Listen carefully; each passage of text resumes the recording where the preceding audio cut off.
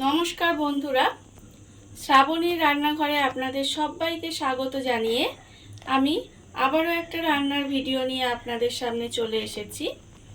আজকের আমি আপনাদের করে দেখাবো দুধ ঝিঙে। এই রান্নাটা একটা পুরনো দিনের রান্না। এই রান্নাটা করতে খুব বেশি মশলার দরকার হয় না আর খুব বেশি সময়ও লাগে না, কিন্তু খেতে ভীষণ ভালো হয়। তাহলে এই দুধ ঝিঙে আমি কিভাবে বানাই সেটা আপনারা একবার দেখে নিন। দুধ ঝিঙে বানানোর জন্য প্রথমে আমি গ্যাসটা অন করে একটা কড়া বসিয়ে নিয়েছি। এবারে আমি এর মধ্যে দেব পোস্ত। এখানে আমার প্রায় বড় চামচের 2 চামচ পরিমাণে পোস্ত রেখেছি। সেই পোস্তটা আমি প্রথমে কড়াই দিয়ে দেব।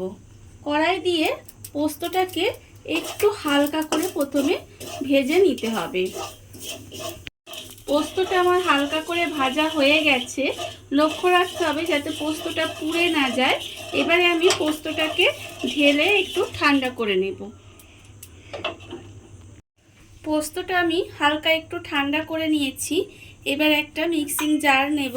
মিক্সিং জারের মধ্যে প্রথমে কিন্তু আমি জল দেব না, শুকনো এটা আমি একটা পাউডার বানিয়ে নেব। প্রথমে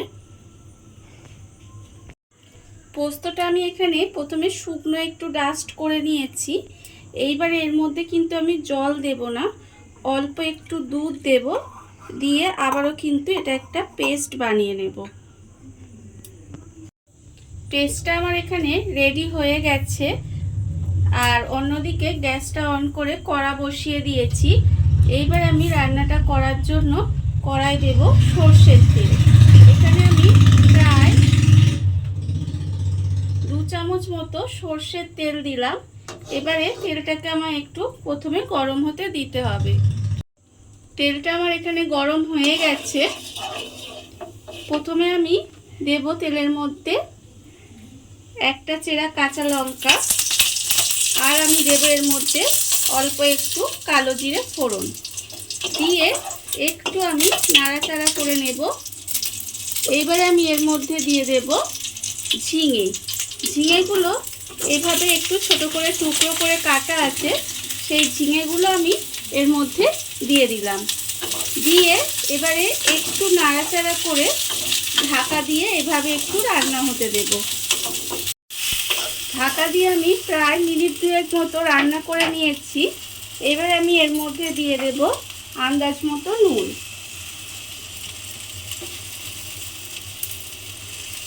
আন্দাজ মতো নুন দিয়ে এবারে আমি এটাকে আবারও একটু ভালোভাবে মিশিয়ে দেব। আর মিশিয়ে নিয়ে কিন্তু আবারও প্রায় 5 মিনিট মতো এইভাবে একটু ঢেকে রান্না করতে হবে।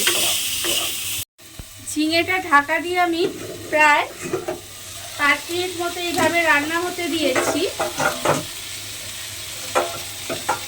এবারে আমি এর মধ্যে দিয়ে দেব যে পোস্তটা এখানে আমি পেস্ট করে রেখেছিলাম, সেই পোস্তটা এর মধ্যে আমি দিয়ে দিলাম। পোস্তটা এর মধ্যে দিয়ে একটু ভালোভাবে মিশিয়ে নেব।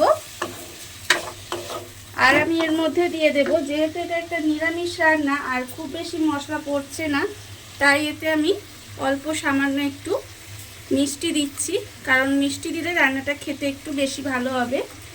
অল্প সামান্য একটু মিষ্টি দিলাম। আর আমি এর মধ্যে দিয়ে দেব যে দুধটা আমি রেখেছিলাম, সেই দুধটা কিন্তু আমি এর মধ্যে দিয়ে দিলাম। দিয়ে এবারে এটাকে ঢাকা দিয়ে রান্না হতে দিতে হবে। রান্না হতে দিলে ঝিঙেটা আমার ভালোভাবে সেদ্ধ হয়ে যাবে আর রান্নাটাও আমার সুন্দরভাবে হয়ে যাবে। ঝিঙেটা আমি ঢাকা দিয়ে প্রায় 5 থেকে 7 মিনিট মতো এইভাবে একটু রান্না হতে দিয়েছিলাম। তার ফলে দেখুন ঝিঙেটা আমার খুব ভালোভাবে সেদ্ধ হয়ে গেছে কিন্তু। আর ঝিঙে যেহেতু নরম সবজি, তাই তাড়াতাড়ি সেদ্ধও হয়ে যায়। রান্নাটা আমার প্রায় হয়েই এসেছে। এবারে আমি এর মধ্যে দিয়ে দেব নামানোর আগে 3টে চেরা কাঁচা লঙ্কা। কাঁচা লঙ্কাটা আমি ওপর থেকে দিয়ে দিলাম।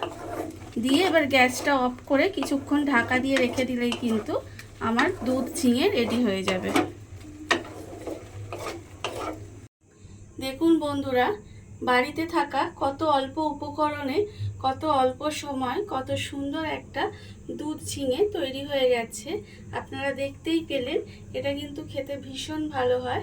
আর এই ভিডিওটা যদি আপনাদের ভালো লেগে থাকে তাহলে লাইক করবেন, কমেন্ট করবেন আর সাবস্ক্রাইব করবেন আমার চ্যানেলকে।